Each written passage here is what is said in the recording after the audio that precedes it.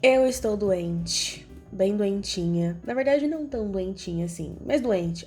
Enfim, é sempre um saco ficar doente. Então, para compensar a minha doença, eu vesti a minha blusa de gostosona e soltei os meus cabelos. E eu espero impressioná-las. E peço desculpas porque vou parar para espirrar e tossir várias vezes. Não pede desculpas não. Quem tá mexendo na minha porta, caramba? Pergunta errada, Vitória. A pergunta certa é se você conhece o curso de roteirista da EBAC. O curso de roteiro da EBAC é 100% online e nele você vai aprender a desenvolver a sua escrita criativa, a dominar os gêneros narrativos, a roteirizar curtas e longas metragens. Tudo isso com a ajuda do seu professor que vai tirar suas dúvidas e fazer um acompanhamento individual. Na EBAC tem mais de 300 professores que são profissionais renomados no mercado de trabalho e que vão te ajudar a entrar na área, mesmo que você não tenha nenhuma experiência. E como roteirista, você pode trabalhar com uma agência, com uma produtora, como freelancer, como roteirista pleno. No final do curso, você sai com um certificado e um portfólio que é muito importante no meio do audiovisual. A EBAC tem sua própria plataforma, fácil, confortável e interativa. Também tem eventos offline e oficinas de conhecimento. São mais de 150 opções de cursos em diversas áreas. Além do audiovisual, tem marketing, games, TI.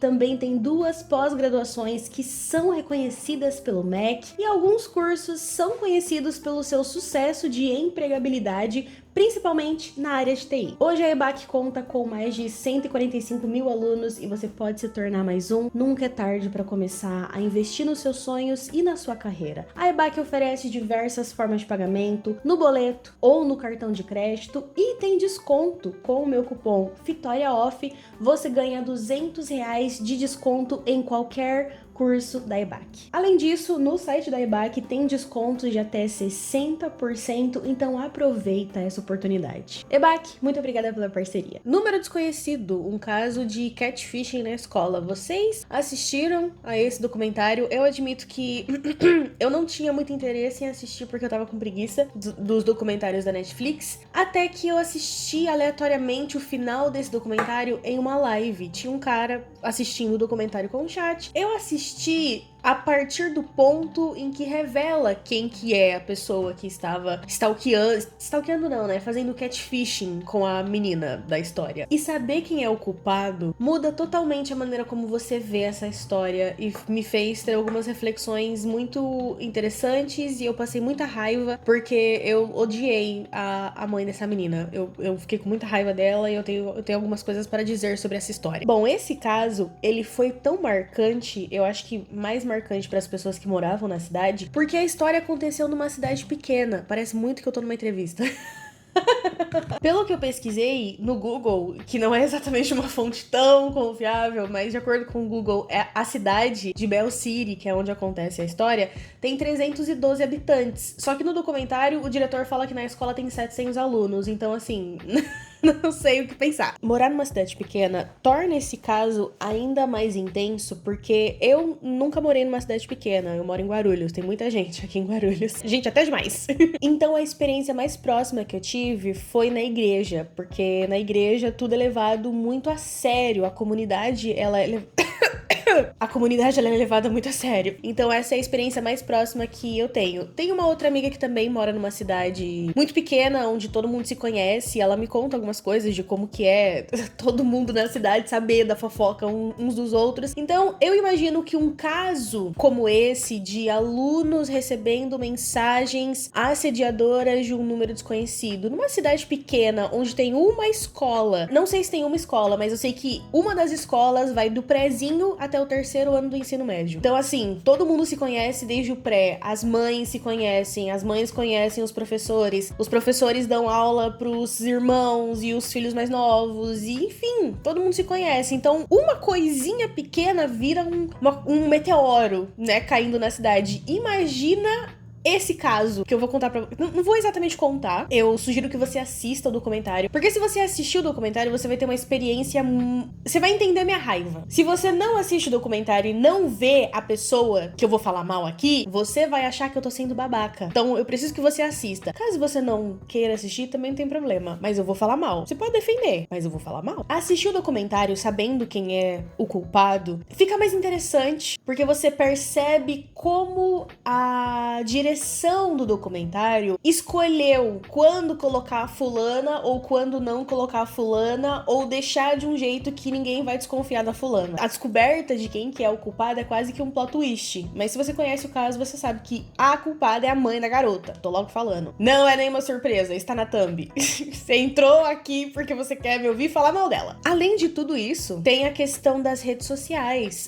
Os adolescentes ficavam muito tempo nas redes sociais, o que não é exatamente um problema, porque, enfim, todo mundo fica muito tempo nas redes sociais, até os adultos. E o diretor da escola fala sobre isso, porque quando começou o caso, algumas mães, uma mãe em específico, na verdade, que essa mãe, ela queria porque queria justiça. Tinha uma mãe que queria tirar os celulares das crianças durante as aulas, o que faz sentido também. Só que o diretor usou esse argumento. Até a gente, né, nós adultos, usamos os nossos celulares o tempo todo. Seria um tanto injusto tirar os celulares dos jovens, né, dos adolescentes. Então, por estarem tempo demais no celular, eles criavam as suas próprias bolhas, os seus próprios o que a gente fazia antes, né, não que tem nada demais, porque por incrível que pareça, os adolescentes não são os culpados nessa história, porque sempre tem uma história de adolescentes estadunidenses fazendo muita merda.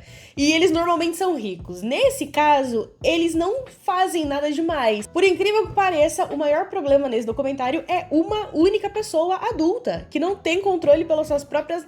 enfim, calma aí que eu já falo dela. Então é isso, o caso acabou ficando muito mais intenso, porque além de se passar numa cidade pequena, também estava acontecendo dentro da internet, onde tudo é muito intenso, porque as pessoas acham que o anonimato é uma garantia na internet, quando não é.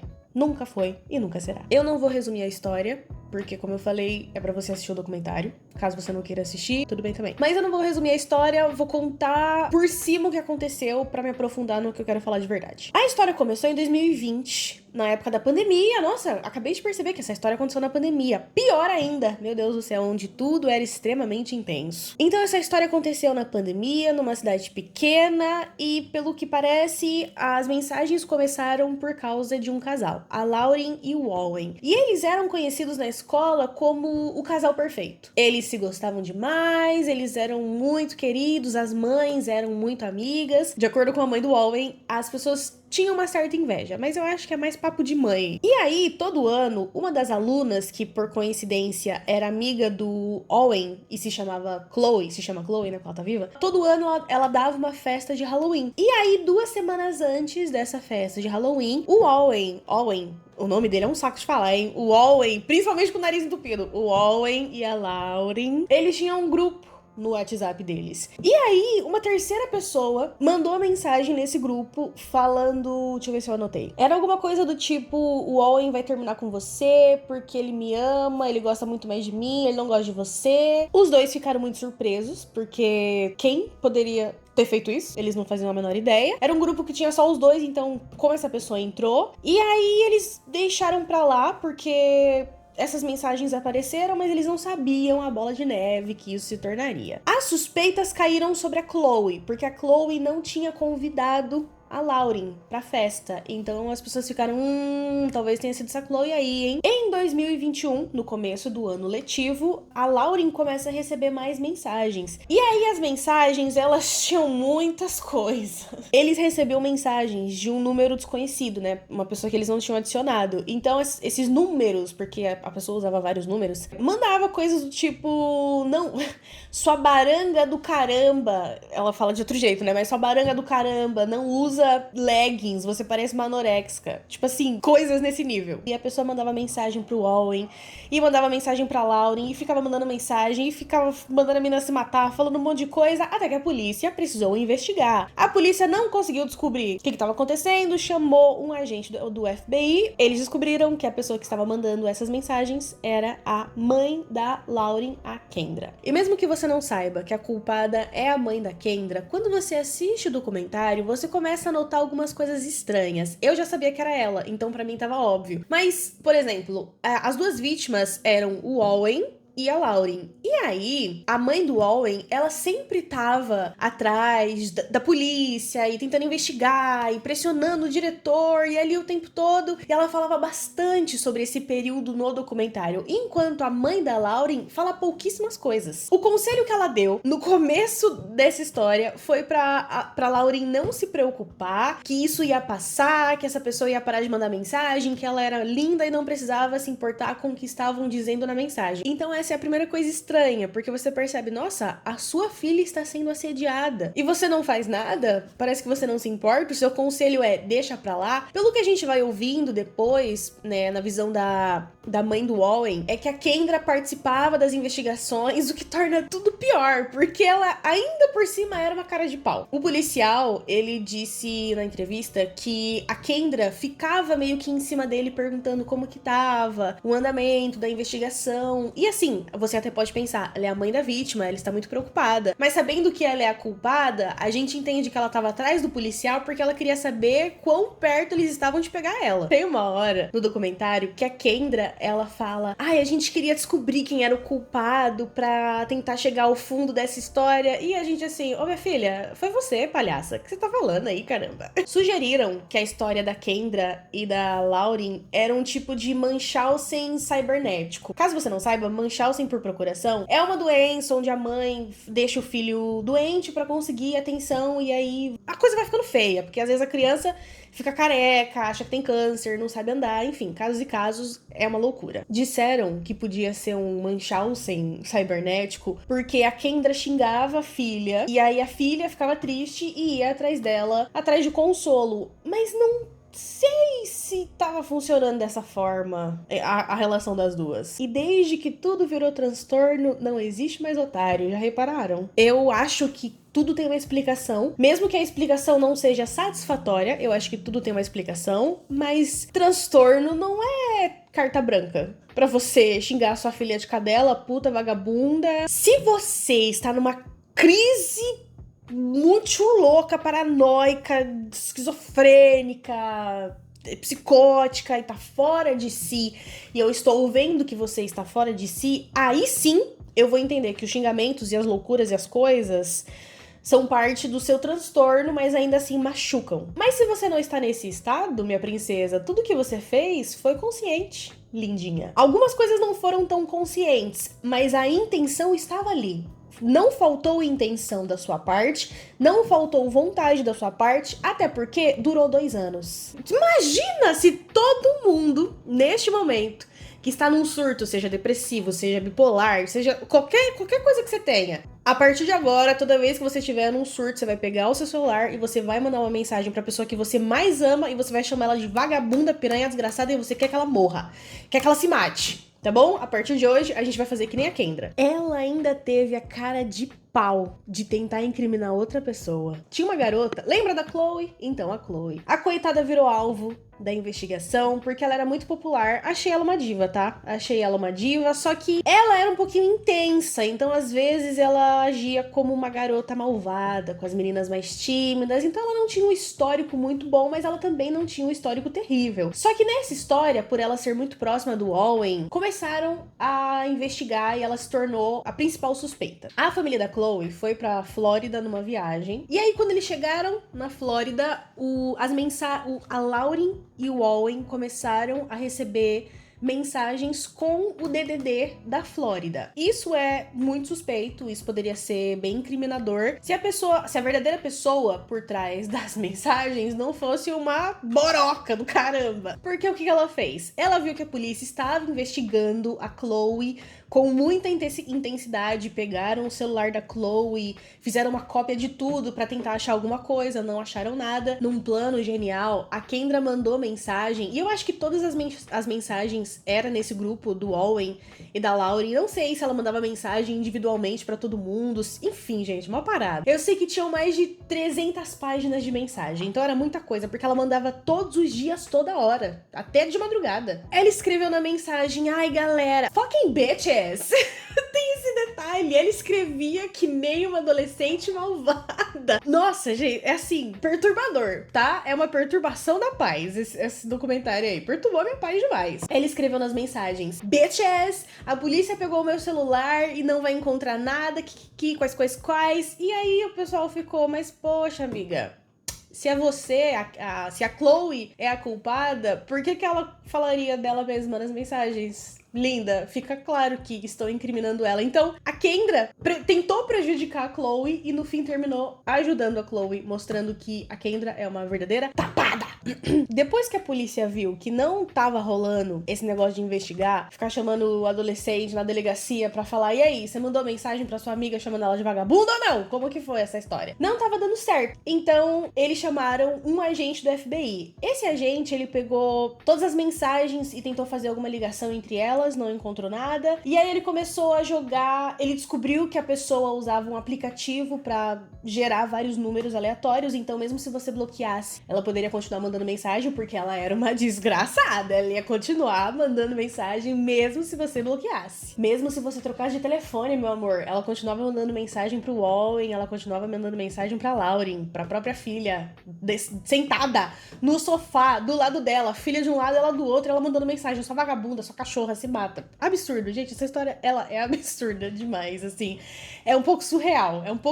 Tem a piada de que os Estados Unidos é um manicômio a céu aberto. Tá deixando de ser piada, porque o governo dos Estados Unidos está cada vez menos investindo na saúde mental e não tem saúde pública também. Então, assim, a saúde mental da galera tá forte. Então não é exatamente uma surpresa, mas continua sendo muito fora do seu cotidiano. Você não espera isso, sabe? Uma história que ganha essa repercussão numa cidade pequena. Em qualquer cidade, na verdade, né? Você não espera que a mãe fique xingando a filha de vagabundo por mensagem. A maioria das mães fazem isso pessoalmente, né? Cara a cara. Mais fácil. O agente do FBI, ele investiga a fonte de todos esses números, quem, né, estava por trás de todos esses números, e foi assim que ele descobriu que era a Kendra. E depois que é revelado que é a Kendra, a pessoa por trás das mensagens, ela usa umas desculpas tão esfarrapadas. Ela mandava, nas mensagens, a filha tirar a própria vida, e se a filha não tirasse a própria vida, eles iriam fazer isso. Ela falava como se tivesse mais de uma pessoa, era só ela,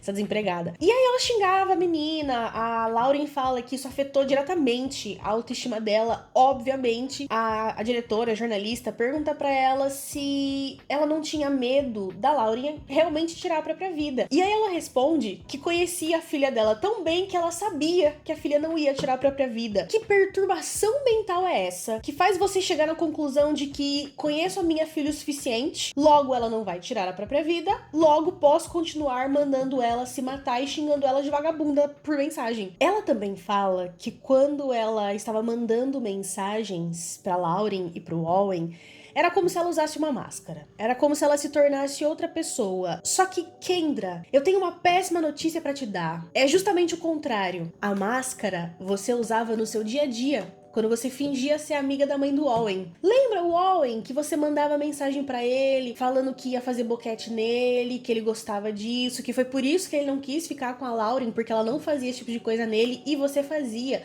Por isso ele preferia você e não ela. É verdade, ele tinha 14 anos, Kendra. Você tinha esquecido dessa informação, né? Qual é o nome do transtorno que faz uma pessoa adulta ficar mandando mensagens com contextos sexuais com um adolescente de 14 anos? Me fala, que eu acho que esse aí eu não conheço. A mãe do Owen fala que ela não consegue esquecer o sentimento de nojo e traição que ela sentiu quando ela descobriu que a Kendra era a pessoa por trás das mensagens. Sem falar da cara de sonsa que ela fez quando ela foi confrontada pelo agente do FBI. Quando o agente chegou lá, ele já sabia que ela era culpada. Não só pelo histórico das mensagens e porque as mensagens levavam a ela, mas porque o comportamento dela era muito suspeito. Então o agente do FBI consegue facilmente tirar uma confissão dela. Na verdade, ele nem precisou se esforçar, ela já foi meio que confessando. Ela não fala fui eu, mas ela também não nega o que o agente fala pra ela. Então, enfim, ela meio que confessa ali. E aí chamam a Lauren pra contar o que tava acontecendo. descendo pra falar, então, a gente descobriu quem é a pessoa que tava mandando mensagem pra você. Era sua mãe. E também chamam o marido da Kendra. Nesse momento, o marido descobre que a Kendra mentiu. Ela dizia que trabalhava na área de TI numa universidade. Perto de onde eles moram tem uma universidade. Ela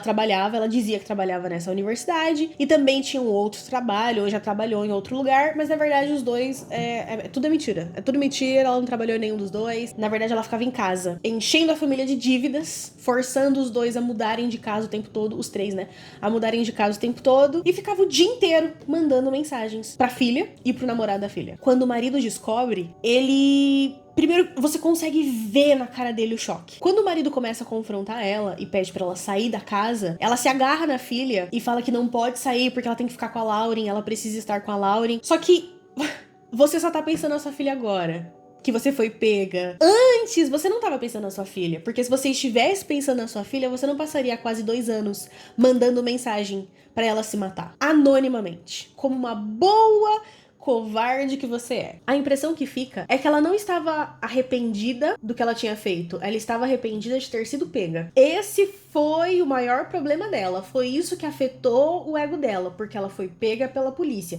Porque se ela realmente se importasse, se ela realmente estivesse arrependida, ela não teria deixado isso durar tanto tempo. 2 anos é muito tempo. Eu vou deduzir algumas coisas sobre a Kendra. Não quer dizer que todas sejam verdades, mas enfim, foram os meus pensamentos sobre toda essa história. Ela se odeia de uma forma tão intensa e tão profunda que ela precisou colocar isso em outro lugar. A prima disse que quando a Kendra era mais nova, ela gostava de chamar atenção. E aí ela começou a crescer, ela começou a se tornar infeliz com a própria vida, por motivos que... Ela foi abusada com 17 anos. Lembrei desse argumento que ela usou, que ela foi abusada por 17 anos. Não, ela foi abusada com 17 anos. E que quando a filha dela começou a crescer, ela começou a sentir medo pela filha dela. E por algum motivo nessa narrativa, leva as mensagens xingando a filha de vagabunda. Não entendi a lógica por trás desse raciocínio. Você ter medo de que a sua filha cresça e pra você impedir que isso aconteça, você começa a xingar a menina. Pra mim, o que parece é que ela adorava chamar atenção. E aí, depois que a filha nasceu, a filha começou a chamar essa atenção. A filha era uma ótima esportista, a filha bonita, a filha que tem o namoro perfeito. A filha se tornou a pessoa que mais chama a atenção. Ou seja, a rival direta da Kendra. As mensagens, elas desencadearam sentimentos que já estavam guardadinhos e escondidinhos dentro da Kendra, que era o sentimento de raiva, rancor, inveja, ciúmes, a baixa autoestima e, enfim, todos os sentimentos ruins que ela estava jogando na sua filha, né, no seu esgoto de mensagens. Todos esses sentimentos ruins estavam bem escondidos atrás de uma personalidade alegre e feliz e que tá sempre disposta a ajudar. Desde sempre, eu observei as pessoas. E eu não fazia isso por querer. Eu só observava as pessoas e por passar tanto tempo observando... Vai tudo fazer sentido, tá? Calma aí. Por passar tanto tempo observando as pessoas, eu acabei tendo medo de viver. E aí eu não fazia as coisas, eu só ficava travada observando as pessoas. O meu canal me ajudou, enfim, outra história. Para um outro momento. O ponto é, por sempre ter observado as pessoas, hoje eu continuo observando, só que de outras formas. Eu observo por fascínio, eu gosto de ver como outras pessoas vivem as suas vidas, o que elas fazem, como que elas pensam, eu acho interessante. Só que por observar tanto as pessoas, você começa a perceber padrões não tão legais. E aí automaticamente você se afasta. O que eu recomendo é que você observe as pessoas como um telespectador, sem opinião, sem... Observa, vê o que ela pensa, vê o que ela acha, vê como ela age, assiste essa pessoa. Mas o verdadeiro truque não é você olhar pro outro e só ficar olhando pro outro. É pra você olhar pro outro e vai chegar o momento que você vai começar a olhar pra você. E aí você vai começar a olhar pros seus comportamentos e você vai pensar no comportamento do outro que você não gosta. E aí você vai pensar em você também tem esse comportamento. Então talvez você devesse mudar. E aí você vai aprendendo com o outro e aprendendo consigo mesmo. E aí você consegue evoluir. O que não me fez gostar ou ter empatia pela Kendra é que ela tinha um problema dentro dela que era complicado e complexo, mas não impossível de ser resolvido. E ela deixou esse problema se tornar tão grande, tão monstruoso e tão terrível que esse problema afetou todo mundo ao redor dela. E essa situação poderia ter sido evitada ou menos caótica se a Kendra tivesse feito apenas uma pergunta pra si mesma: por que eu tô mandando esse tipo de mensagem pra minha filha? Se ela tivesse refletido sobre isso, ela teria chegado no fundo do pocinho dela e teria se resolvido, mas ela não quis fazer isso. Ela prefere colocar a culpa no transtorno, no trauma, na dificuldade, do que em si mesma. A Kendra faz o contrário do que eu recomendei. Ela não olha pras pessoas, ela só olha pra si, pros seus medos, pras suas vontades, pros seus desejos, o que ela quer.